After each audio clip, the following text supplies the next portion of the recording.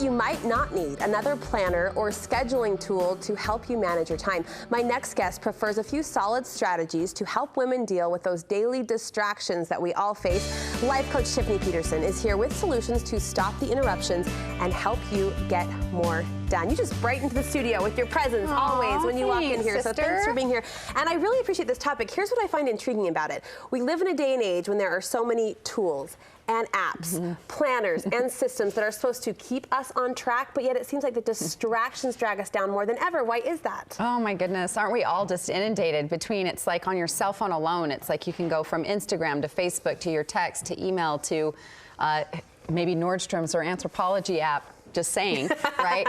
But the dynamic is there's so much that we're just inundated with, and bright, shiny objects and all of these cool things, but it's, for many of us, it is absolutely just lessening our productivity, our focus, it's increasing the stress, is if you're constantly plugged in, that takes a massive toll on you. I mean, think about this, when computers first became available to the public.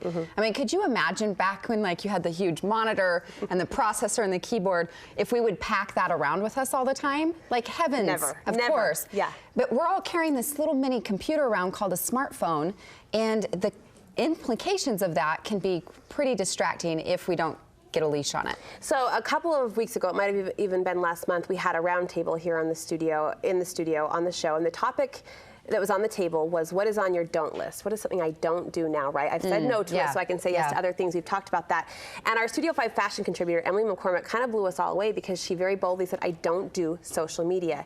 And the reason she provided was... And everyone went, yeah, I mean, there was this huge gasp, right, that echoed through the studio because she's so connected and she's so trendy and current, but she said, I don't appreciate the distraction, and for her it boiled down to priorities. And you say that's the first step in eliminating, that's the first strategy, is just making that priority list and sticking to it. Hands down, is being clear on what are your priorities. Is your life is your time, right? And so it's just making some decisions of what are my top priorities. My personal priorities, my health, my family.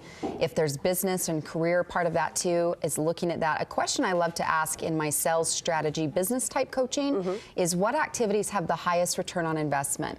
But we could look at that for personal, right, as well as business and family, is what are the activities that really nourish the things that matter most to you? So it requires us to first decide, because see, if I'm clear and you're clear on our top priorities, then managing or navigating the distractions is so much easier, because you have clarity and focus of, these are my key priorities for myself, my family, my business. And yes, while there's all this other stuff that might be interesting, it's not in my priority lane. That sounds good when you say it. And most of us would nod our heads and agree. Go, yes. But do you find that the clients that you coach and work with, it's harder to do than it actually is to say? Well, I think that here's my overall kind of life coaching philosophy, especially for this year. It's about the practice of the principle, not perfection, right? Like what I just said, and we all go, oh yeah, that sounds really great, but then there's real life and there's all this stuff. But to get in practice, like getting on the yoga mat every day, it's the same thing with these principles, is I'm in practice of the principle. Perfect no, committed yes. Right? So yeah, let go of it having to be perfect with your time, perfect with your priorities, but be on the path of committed to it, or otherwise your time and energy and focus will be distracted with the loudest noises. Yes, I love that. We think of success often as the outcome, right? I practice it, I'm on the path, so success will come. You say success needs to be part of the process. In fact, you like people to schedule it. What does that mean? Yeah. So there's this quote by Brennan Burchard where he says, success is scheduled. If I want something to truly happen in my life, it needs to be in my calendar. Right? Otherwise, it's a great idea, it's a wish, but maybe you do schedule your health and fitness time, or you schedule date night, right? And that you nourish your marriage or your relationship, that you schedule time of saying, this is house time and home time, right? And that you put those things actually in your calendar. Now, I teach a process called time blocking, and you can read or watch all of these videos on my YouTube channel, which is just my name, Tiffany Peterson. But those go in detail about this process of time blocking. Is we're not necessarily about let's manage every minute, but you do need some productivity power zones in your schedule. That sounds very corporate and high tech. Does that apply to the at-home mom too? Yes, absolutely. Is just time blocking is, rather than me trying to do multitask 8 things at once. So if I'm that mom at home that's trying to, I've got the laundry in and this with the kids and picking up this and then getting my Christmas gifts put together for my neighbors or whatnot, is I would block that into a schedule like, hey, I'm blocking this hour or 2 hours, right, that I'm really doing, say if it's housework or I'm doing meal prep, or, right, rather than you're trying to every day figure out what am I eating for dinner, is take an hour and do some planning or meal prep to get it done in one time block. Does that make sense? Yes. Rather than it's scattered throughout your week, is I would say 2 hours on Sunday, you've just meal prepped most of your week. Just the peace of mind and the personal clarity. But that's a great example of whether you're an at-home mom or you have a business, is that principle is block it and get into it and go deep and go juicy, rather than a little here, a little there, is go deep with it for an hour, 2 hours. Then the progress is what you're after is so significant. Back in the Oprah days, I really got into that. Was it Julie Morgensen? Was that her organizing? Yes. And I bought the whole system, and that was what it was all about, was the time mapping and the blocks of time. It did make a huge difference.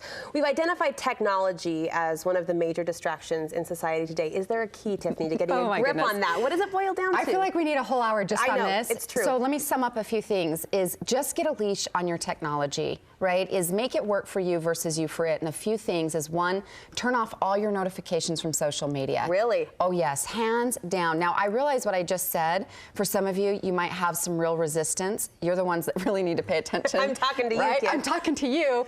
Is you do not need to be notified every single time someone likes your photo on Instagram. I promise you sure don't. Because every time you hear it buzz or ding, even if it's on buzz and there's no noise like the ring of a bell, it's still a constant distraction of your time. What about email? Email? Best coaching tip I've heard on that one is only check email when you can actually respond. Don't check it while you're sitting in a stoplight or in a line, or like, hey, I've got to go and do this other thing. Let me just hurry and read it.